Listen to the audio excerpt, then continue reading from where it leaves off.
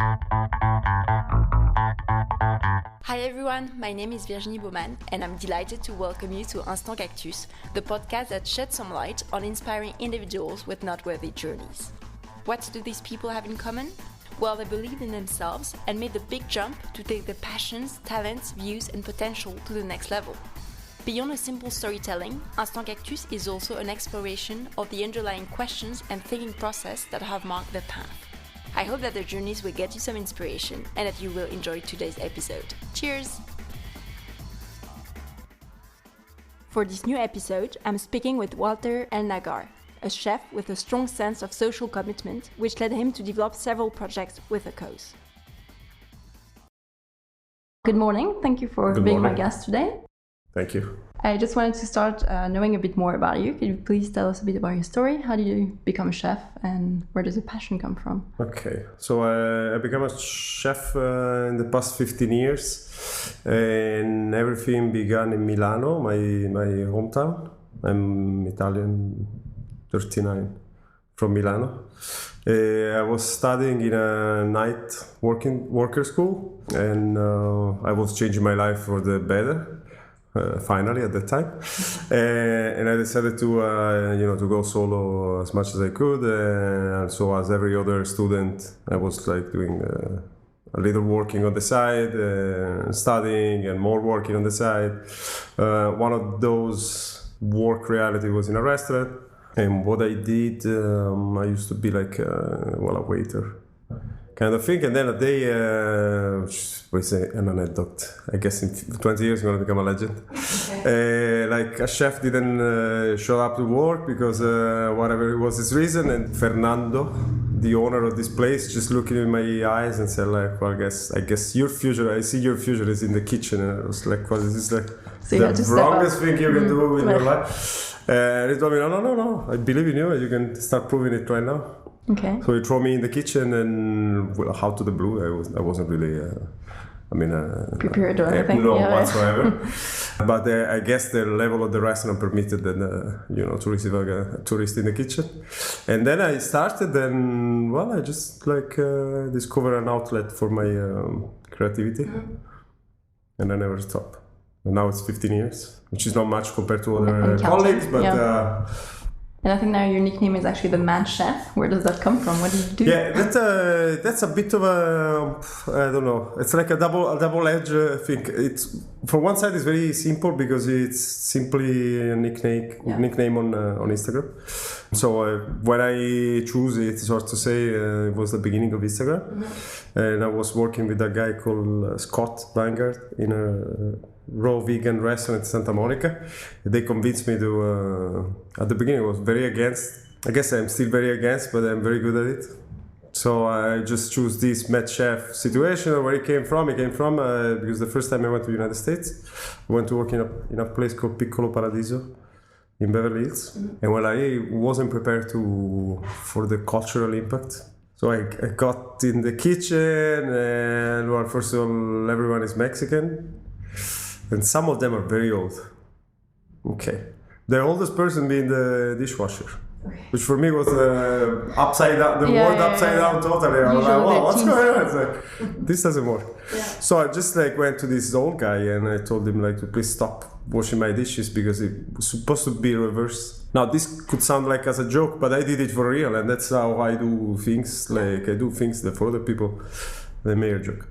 So all the kitchen staff got a bit surprised, and they just start to say they just call me mad chef mostly every day, because I always had this attraction for hierarchy, especially at the beginning of my career. Now I'm exactly the opposite because I truthfully understood the system, so I like to tear it apart.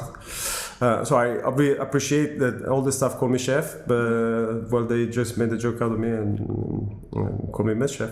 Does your style, actually your cooking style, fits with that Mad Chef name? Or? It depends. My cooking style is I'm a self-taught. My knowledge is based on empirical plus a lot of theoretical on books. Then I'm 39, so I saw the birth of internet, and it's like, like myself, I just like grew up with the internet growing up on the side, so I am not ashamed to say the internet, it's like a great knowledge exchanging tool.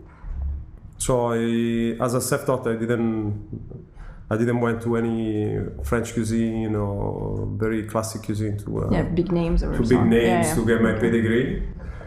But on the other end, it's like my cooking style. It's really contemporary, and I do what my friend Jacob does in Kyoto, my friend Dennis does in Los Angeles, or my friend Marco does in Milan. It's like because we all connected somehow, and not just because we are connected on the internet. That's like almost like it's the paradigm of today. It's like to be, to create this collective mind. So I don't think it's very mad, but maybe for a very classical chef, it's a very crazy. Well, I've read also that the press calls you a culinary nomad since you've been traveling a lot with one of your concepts. Can you please tell us about it? Yeah, that was true before I settled in Geneva 3 years ago. In 2011, I heard about this thing, a pop-up restaurant from always in Los Angeles, from this French guy called Ludo Lefebvre. And he's like, in 2011, it was already 2 years doing that, and he's like the king of pop-ups. But guess what? I didn't know anything about it. And I'm a bookworm. So he obviously published a book about his pop-up experience. And again, it's like, also that book is a very modern book, meaning it's like a step-to-step. Okay. What to do. Okay, right? It's really for the beginners. Yeah, and if someone is interested, it's called Ludo Bites. Yeah. Okay, the main assumption behind this, well, you're a young chef or not a young chef, whatever, and you're independent, you have a strong idea, you don't want to deal with the ownership. Well, guess what? Go solo. And the way to go solo, without having a gigantic investor team or like the family that gives you the money kind of thing, is just to do pop-ups. Well, the whole story started, and then to make it a bit more complicated, which that's my style, I guess. Well, Los Angeles is a gigantic city. Even if you move your pop-up location in Los Angeles, you already become a nomad.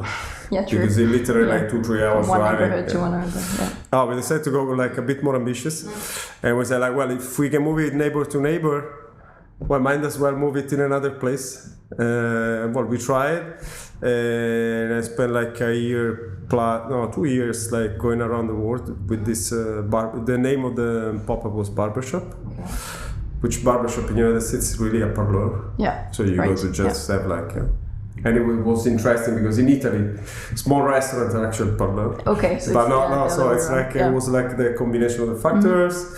So we went into this worldwide, if you want, tour. I was in Spain, in Italy, Russia, in Mexico again. Somehow we went back, and then in Singapore, and then in Dubai. Right before then I came here. And you came here with your pop-up concept, or just I did not come here with. Scratch? I just I was like just exhausted of doing it. It's a great if you want to travel and you want to see as many people as possible. It's the best thing you can do. But then I was just like worn out.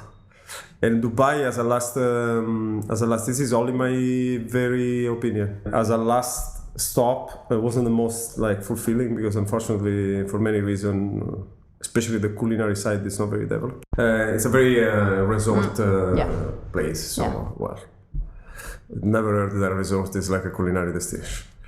So when I came here, I just decided to change a bit, if you want.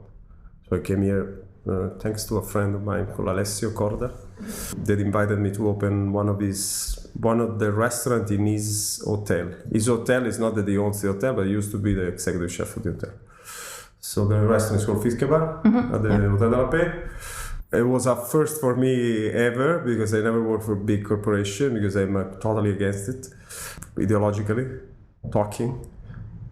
I don't want to exterminate the corporation. The thing is that I'm just like, I just prefer never to go in that kind of reality because it doesn't. Yeah. I do understand it. And I get the crowd is different, right? I mean, the crowd is very different. The people who works with you is different. The management is different, which I do understand and I accept. And it's fine. It's like but I just. Not your vibe. But whatever. I say like, guess what? Maybe you never know. Obviously, it worked. Culinary talking, it worked pretty well. Professional talking, it worked really well. Anything that was related to the corporation, Ritz-Carlton Corporation, which is a great company, whatever, but it didn't really interest me or got a hook on me, so I just then departed. So after a while? We did a very successful opening. And then I stayed here. And I know that you're a chef with a strong sense of social responsibility, as you've been involved in a lot of social projects. Yeah. Why is it important for you as a chef to get involved in those kind of projects? I would say that right now I'm very happy because there is a global movement of colleagues doing this pre-COVID, meaning that it started in 2015 with this chef from Italy called Massimo Bottura and his foundation Food for Soul. And my personal, if it makes sense to call it my personal, but I don't think it's a personal idea. It's like, when I joined this travel, they already existed and existed like always. I think from Milano, Milano was mostly political and theoretical, like without any practical act of doing something. Then I would like to say that in Milano, the problem of homelessness and precarity is much bigger than homelessness. Homelessness somehow is like Geneva, there is, but somehow it's to care for. Then I went to Los Angeles, and with my biggest surprise ever, there it's like just another crazy galaxy. It's like it's just wow. And so I did two things. I did try to open a restaurant in Los Angeles, and with a very good friend of mine, a mentor, Guido, we tried to address also this issue, or to not address this issue because at the end I'm just a cook, so it's not that I got involved. But even just like intellectually talking to put together an idea to. So how do we do like food fight and at the same time we fight hunger and all this thing? In Los Angeles didn't happen for many different reasons, mainly economically and administrative reason. It's a very different system, so forth and so on. But then this Bottura started actually speaking loudly from a very good palco, from a very good scene, from which he's been heard worldwide. And so it was like the gong, the destiny gong. Was he because I have no clue, but was he very well known before that? So he had a voice? He used to be like very well known for his restaurant, Osteria Francescana, which is like, in Italy, going against tradition. No one knows what tradition really is, but that's another story. But going against this indefinite thing, it's already like a tragedy. So the first thing he did, he used to be like working with Ferran Adrià, so it's another great chef from Spain. So that's what they do. They reinvent, self-critic, and then you do new things. So he was really quite visible. And then in Milano there has been this food world exposition about food.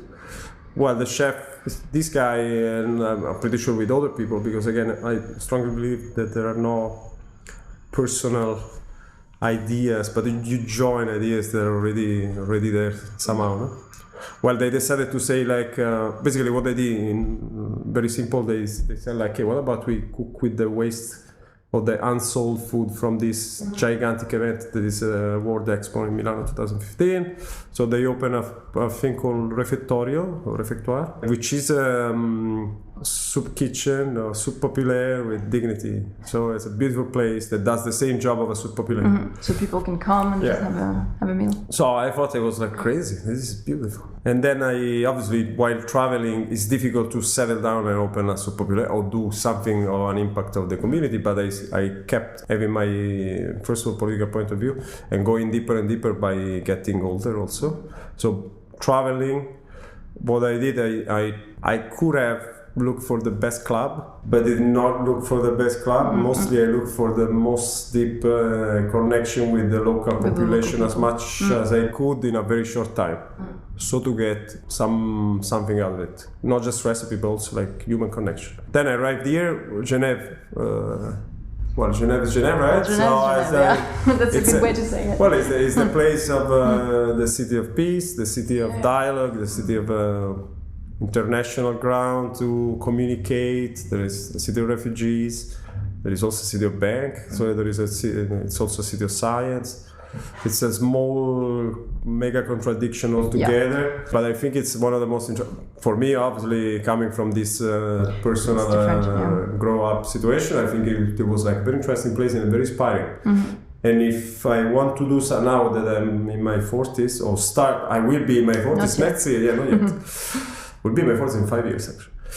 What's a better place than this place? Because if the Red Cross is here, it's for sure. I happen to be that the guy was from here, but it's also because there is a kind of cultural open-mindedness to receive different ideas. Okay, so what I did is I contacted this Refectorio to see if we could open. And so I was like, well, guess what? I'm in Geneva. It's like this perfect place. Like we should do something together. My excitement is not always related to reality. Sometimes it's just you get excited because you get excited. Well, they could not help me for many different reasons.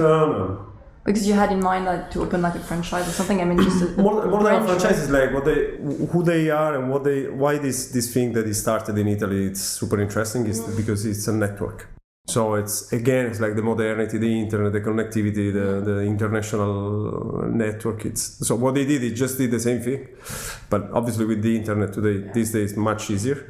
So he created like a knowledge network of people fighting hunger through reusing food waste. I called them and they were like, well, listen, yes, we may look great and gigantic, but we're not yet at that level. Now we're opening one in Paris, we can't really come to Geneva. And not because we don't want to, it's like literally we don't have another person to spare. So, the worst news ever in my life, kind of thing. And now we say like, well, but you know what, we can do something else, whatever. It's like, let's do it. Yeah, let's do it anyway. So we didn't went non-profit, which was a bit of a problematic thing 2 years after.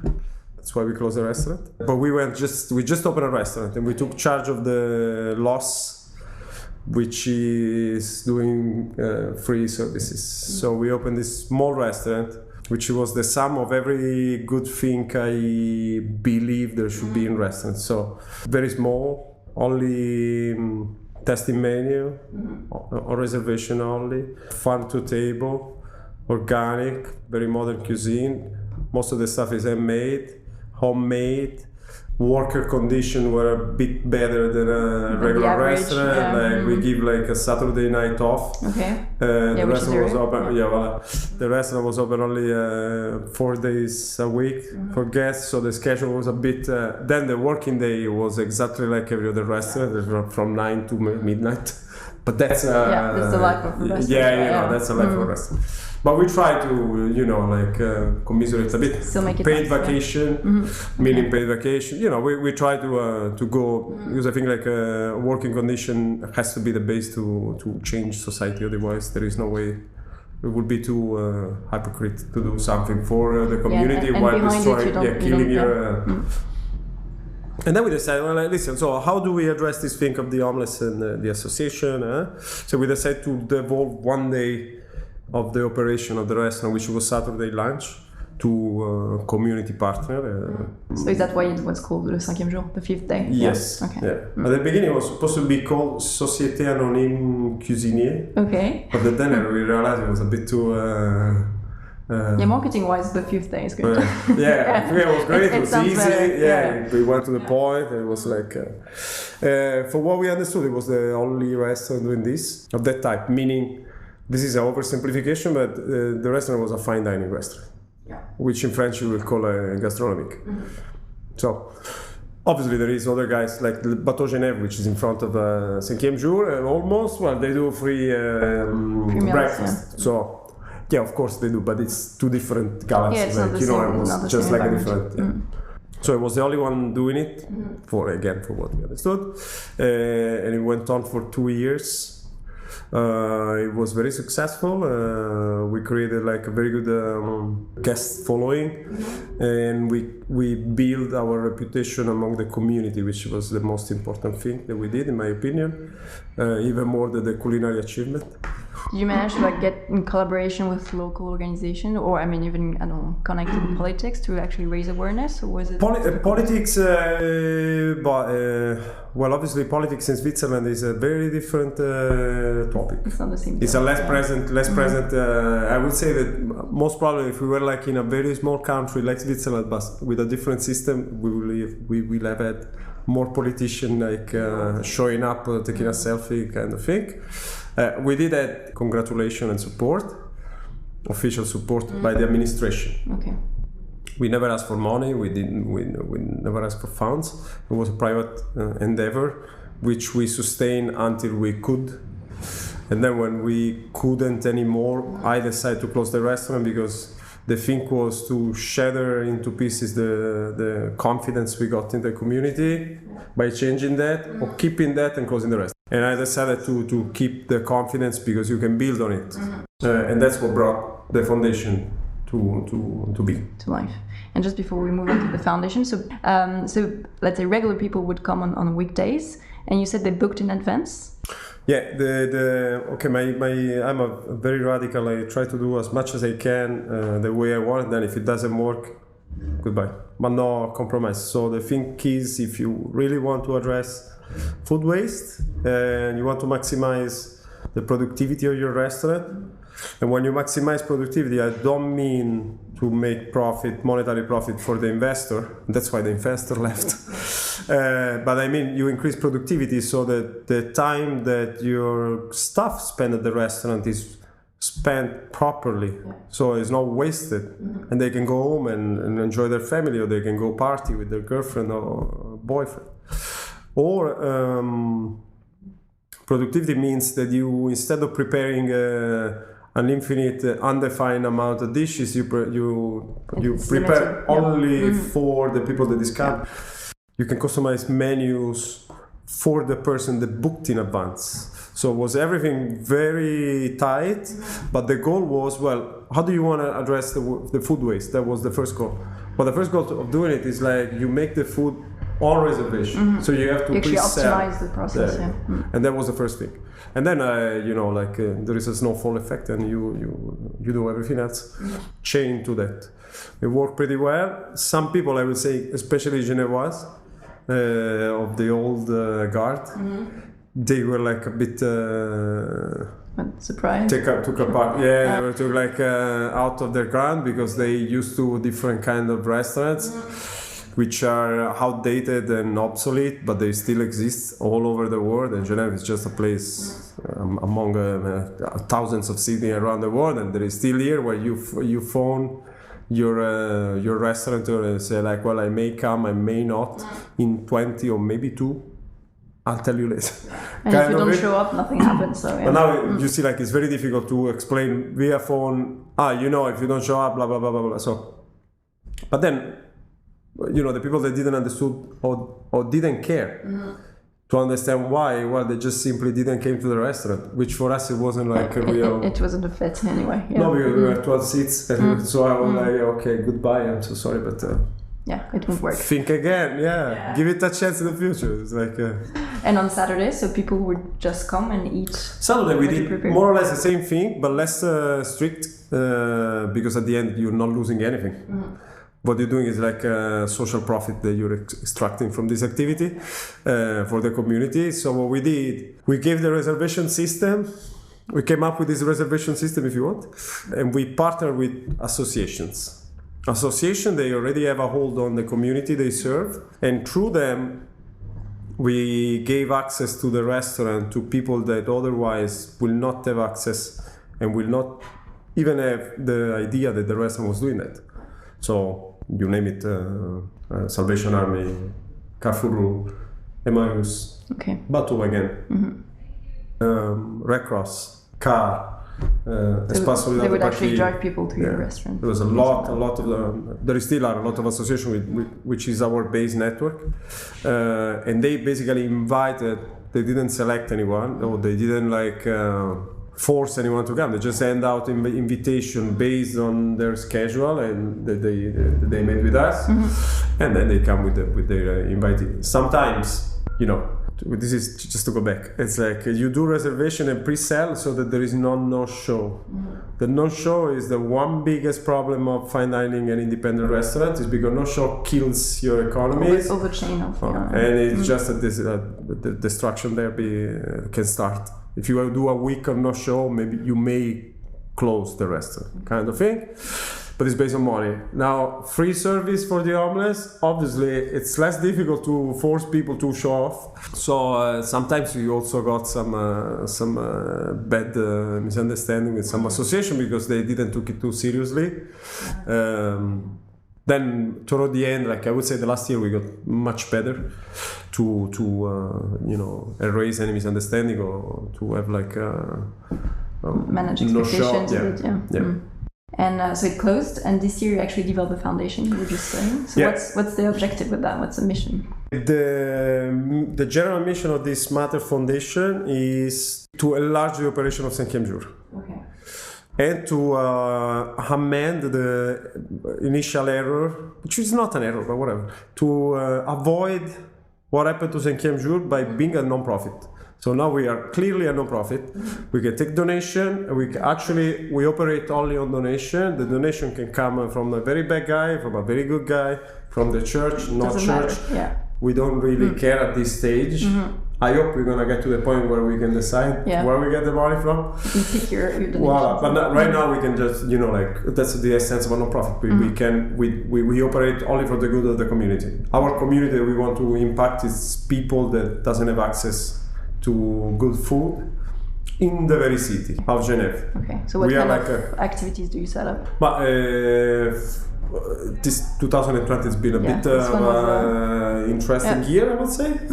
Let's put it like that. At the net of the tragedies, it's been a very interesting year. It's all new things happen. So restaurant closed in January. While basically this COVID pandemic was already in the air, but it wasn't that realistic. Yeah, not here at least. At least not here. It was kind of a far scare. Distant fear. Yeah. Exactly. Anyway, we did the foundation, and now what we do. Then the confinement arrived. I'm Italian, I follow the Italian situation. Italy, destruction and deaths all over the place, tragedy, emergency. So we start thinking about, what's going to happen if it happens here? Can we do something? So the first activity that has been our essay. The first one, the inaugural activity of Matter Foundation was respond to the need of meals due to the confinement. So due to the confinement, not all, but most of the actors operating in the city of Geneva have been either shut by the city, or they were not capable of operating properly in feeding their guests. When I say guests, I mean people that unfortunately cannot pay for food, so they have to queue up regularly. They queue up. So that was our first engagement with the community after the Cinquième Jour. Now the idea is to have the same. The main idea is to have the same concept. Yeah. So to have a place that is sustainable economically, with the help of some donation. So it's a sustainably community supported restaurant. Okay? The main point of attraction is that it's open to everyone. People that can pay and people that cannot pay. Bigger, not just 12 seats. Maybe less experimental, so that we can, by doing that, we are more friendly for a big chunk of population. Which that's the main goal of this thing. It's not just, but at the same time, it's also a culinary. What we want to do is to change the culinary world. So we want to show also restaurateurs or chefs that there is another way of doing what we do, and it's only exploitation. It's not only segregation of clients. It's not only profit extraction, but it could be a very different thing. And even go to cook for a soup kitchen, it doesn't need to be a bad choice or loser choice kind of thing. That's not true. You can get very decent food and much more. Yeah. Now with Cinquième Jour, for example, we got on the Goemio guide, which I thanks. I was honored, and I'm still honored, and it's great. For example, Michelin just they don't even there's not us. Okay. They don't even put us on their website. It's like, wow, and the world knew that we were open here. So now maybe they're gonna do their part. If by any chance, by a miracle, we're gonna succeed to open this restaurant, maybe.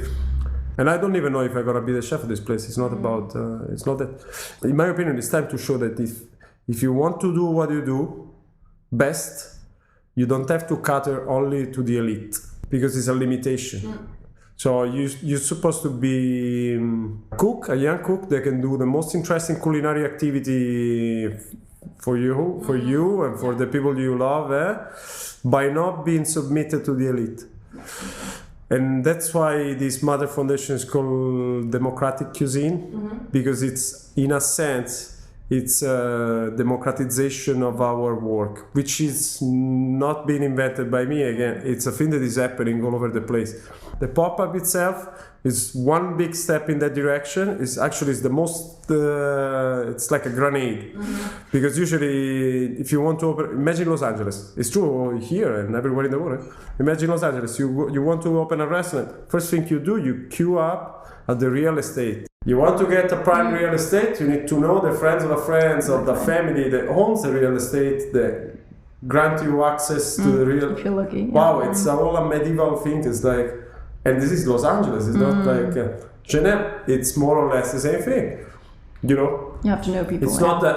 Somehow, and if you don't have to know people, you need to submit somehow to the existing structure that is based on this and that. Well, pop-up, it just goes like, have fun with all of that. I'm gonna open next door. I'm gonna do what I want. People are gonna be very happy. I'm gonna make great food. You know why? Because it's just about that. Being in Geneva and having a foundation, wow, it's like, oh my God, it's the most meaningful thing. Some people, or even me, I would say like, this is a life goal, it's already been achieved, and I'm done. Okay, checked. But it could be un siège to actually officialize this kind of thing, or to try to push other organizations to help us in doing that. You know, to influence minor organizations into changing their behavior, which that's what happens in Geneva every day. And someone else, now I'm not trying to be too grandiose, but someone else called this diplomacy. You know, that's what they do. You do your thing and you try to change other people's mind, or try to get try to get into an agreement in which, you know, maybe and I think that could be like the most 10 years, 20 years ambition of this foundation. Right now it's to just reopen a Cinquième Jour, but in different by in a different form, bigger. We finally partnered with Food for Soul, with the Italian masters into this. So we are working with them right now to finally bring something very, very good to Geneva. Geneva deserves it. It's a beautiful place. As COVID showed, unfortunately, it's not a dream city. It's just a city. It's a great city. I wish 90% of the city in the world were like Geneva, because the world would be like a happy place. But it's still just a city, so there is always someone that is in need. The scale is very minimal, but still, you know. And there are a few things that are still hidden. I mean, people actually discover precarious situations. And you spoke before that about changing behaviors, and I think we really saw during the COVID that people were actually stepping up and, you know, reaching out to the local producers and stepping up for local initiatives. But now I have the feeling that it's been vanishing a bit, you know. Yeah, I had the same aware of that. Of the momentum situation for COVID. I think. But in general, this maybe isolate from this, but me and my girlfriend, for example, and my acquaintances and friends, not family, unfortunately, but at least my peers, we all agree for the vast part, the COVID was a great awakening call, because somehow we got to understand that there could be something different, and this unchanging forever system can be actually brought down from a day to another without any big consequences. That's true. So everyone got up and everyone tried to do something. In Geneva, and in my personal experience, I had my colleagues and young cooks reaching out to do something for the community. Someone did out of boredomness, which is okay. It's totally fine. Yeah. And someone said, just maybe now finally I have the time and the chance to do something for the community in a moment of need. So we realized that by cooking, which is what we do. But that's again gives you like a good example of maybe some, and that's also you see the meaning of the foundation itself is, well, you should change the word you, like what do you do? What is your skill? Is that your skill? Use it. Try to put it in to make an impact in the community. Even if it's a couple of hours a week. There is I don't go too much into details into this, but while we were doing this foundation and cooking, and the momentum where everyone showed up to say like, this is the greatest idea ever, and we would like to be part and we would like to help you. So really unexpected people. I mean, of a patrician kind of level. Someone describe someone else as patrician. Okay. The highest elite. The highest elite. Which is kind of weird, because you're like, cool. Wow, what? Are you that bored? Okay, you're really bored. But it's like, took by the momentum, it's like, well, maybe really people is changing. It's like, for us it was very, very interesting. Now, obviously, momentum faded a bit.